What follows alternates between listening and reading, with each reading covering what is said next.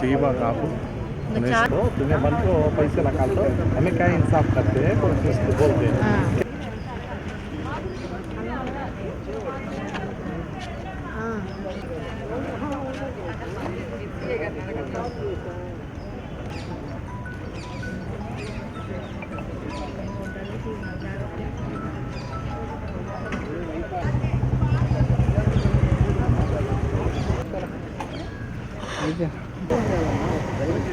कागज रख लेना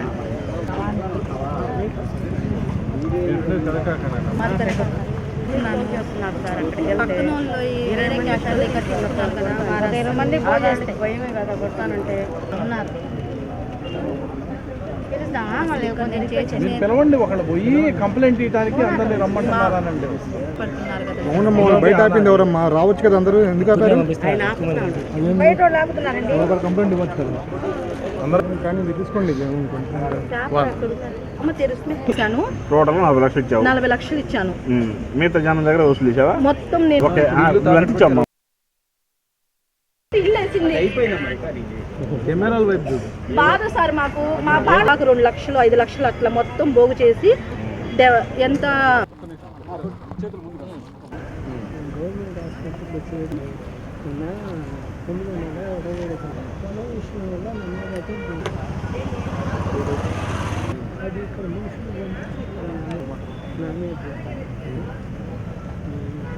నమస్కారం అండి. నా పేరు షేక్ గుల్జార్ అండి. పెదకాకని మండలంలో నేను ఎంపీటీసీగా ఉన్నానండి. 2025లో మా ఇంటి పక్కన అమ్మాయి నాకు తక్కువ ధరకి బంగారం ఇప్పిస్తానని చెప్పి జనవరి నుంచి నన్ను బాగా ఇబ్బంది చేస్తుంది. ఈ బంగారం ఏంటి, ఎక్కడ వస్తుంది, ఇప్పుడు మనం బయట కొనాలంటే 60,000 కదా 30,000కి ఎలా వస్తుందని చెప్పి నేను అడిగానండి. కానీ అమ్మాయి విజయవాడ భవానీపురం బ్యాంకులో జాబ్ చేస్తుంది. ఆప్షన్కి వచ్చిన బంగారం నేను ఇస్తానని చెప్పి చెప్పిందండి. నేను దాని గురించి ఆ అమ్మాయి మా ఇంటి దగ్గర అమ్మాయి సయ్యద్ జరీనా అనే అమ్మాయిని నేను పిలిచి ఇది నిజమా అంటే నిజమే మా ఫ్రెండే అని చెప్పి చెప్పిందండి. చెప్తే నేను 3 లక్షల రూపాయలు నేను ఇచ్చాను. 3 లక్షల రూపాయలు ఇస్తే 20 రోజులకి నాకు 10 కాసులు బంగారం ఇచ్చిందండి. సరే నాకు 10 కాసులు బంగారం ఇచ్చిందిగా. ఇచ్చేటప్పుడు ఆ అమ్మాయి ఏమందంటే గద్దల మాధురి మీ వాళ్ళు ఎవరైనా ఉంటే చెప్పండి అండి మేడం, ఏదైనా తక్కువ ధరకే బంగారం వస్తుంది కదా, లాట్ ఉంది, చాలా బంగారం ఉంది ఇక్కడ ఆప్షన్కి అని చెప్తే నేనేం చేశాను, మా ఫ్యామిలీ మెంబర్స్ మా అమ్మగారి చేత మేము 3 అక్క చెల్లెలు మా అన్నయ్య అండి వాళ్ళ ఇల్లు డాక్యుమెంట్స్ పెట్టి బంగారం ఉంటే మొత్తం సేల్ చేసేసి ఆ అమ్మాయి గద్దల మాధురికి 1,20,00,000 రూపాయలు మేము కట్టామండి. బయట వాళ్ళు ఆంటీ గారు మా వారు క్యాటరింగ్ చేస్తారండి, వాళ్ళ దగ్గర పనిచేసే వాళ్ళు ఆంటీ గారి దగ్గర 10 లక్షల రూపాయలు తీసుకున్నాను. ఈ ఆంటీ గారు ఒక 5 లక్షలు, వాళ్ళ ఫ్యామిలీ వాళ్ళు ఎవరైనా కానీ ఒక 30 లక్షలు తీసుకున్న ఆ అమ్మాయి మాధురి కట్టించుకుందండి. అంతే. ఎంత కట్టారని చెప్పండి. 10 లక్షలు.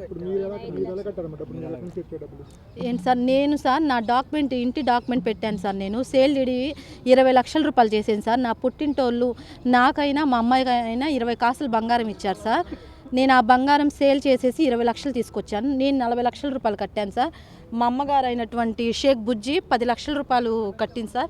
మా రెండో అక్క, మా పెద్దక్క అందరూ మేము డాక్యుమెంట్స్ పెట్టేసి మా గతంలో మాకు 13 సంవత్సరాల నుంచి మా పుట్టింటి తరపు నుంచి వచ్చిన బంగారం మొత్తం సేల్ చేసేసి ఆ అమ్మాయికి కట్టాం సార్. మేము ఇంటికి వెళ్తుంటే రాయలు తీసుకుని కొట్టడం, ఎస్సీ కేసు పెడతాను నీ మీద, మీరు 20 మంది కట్టారుగా 20 మందిలో ఒకదాన్ని మేము చంపేస్తే ఈ 19 మంది మీరు రారా అని చెప్పి లింగాల సంగీత వాళ్ళ బామర్ది అండి ఆయన మమ్మల్ని బెదిరించడం, వెళ్తే మేము అక్కడ కొట్టడం, అక్కడ ఉన్న ఇబ్రహీంపట్నం వాళ్ళందరూ వచ్చి మీరు వెళ్ళిపోయి ఎస్పీ ఆఫీస్లో కంప్లైంట్ ఇవ్వండి అమ్మ, ఇక్కడ మీరు వస్తే మీరు ఎవరో ఒకరిని ఏదో ఒకటి చేస్తారని అక్కడ ఉన్న వాళ్ళు మొత్తం మాకు చెప్తున్నారు సార్. కలిసామండి, సీఏ గారిని కలవమన్నారండి. మాకు న్యాయం జరగాలండి.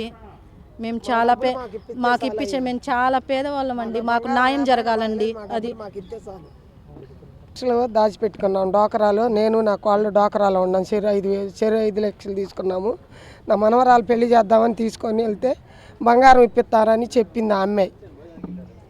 చెప్పి మమ్మల్ని ఇంటికి వెళ్తే ఉందేమని వెళ్తే వాళ్ళ నాన్నగారు కొంచెం కర్ర తీసుకొని లంజల్లారా కట్టిన దాన్ని పోయి అడగండి, మా ఇళ్ళకేం పని లంజల్లారా, కాలనీ వాళ్ళు మొత్తాన్ని పిలవండి, కాలనీ వాళ్ళు మొత్తాన్ని పిలిస్తే ఈ లంజలకు కోసి పంపిస్తారు అని చెప్పి బొత్తు మాటలు మాట్లాడి మా అమ్మకి ఎగబడ్డారు సార్. అది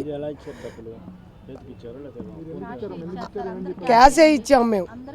అది బంగారం ఇప్పిస్తామని చెప్పారు. నా మనవరాలకు పెళ్లి చేయాలి, గట్టి కొనుక్కున్నా కానీ ఎక్కువ రేటు పెట్టి మేము కొనుక్కోలేములే అని ఆ మాట చెప్పాను సార్. అది దయచేసి మాకు న్యాయం చేయండి అండి. ఉంది నమస్తే సార్, నా పేరు దర్యాబి. మాధురి నామకి నేను 15 లక్షలు కట్టాను. 15 లక్షలు కడితే ఇంటికి వెళ్తే గొడవ చేస్తుంది.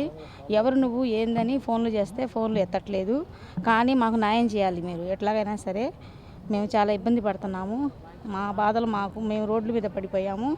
ఆ రకంగా చేస్తున్నారు. ఇంటికి వెళ్తే వాళ్ళ నాన్నగారు, వాళ్ళ అమ్మగారు, ఆ మాధురి అసలు కనిపించట్లేదు. వాళ్ళు కాలనీ వాళ్ళు మొత్తాన్ని పిలిపించి మమ్మల్ని కొట్టిస్తానని చెప్తున్నారు.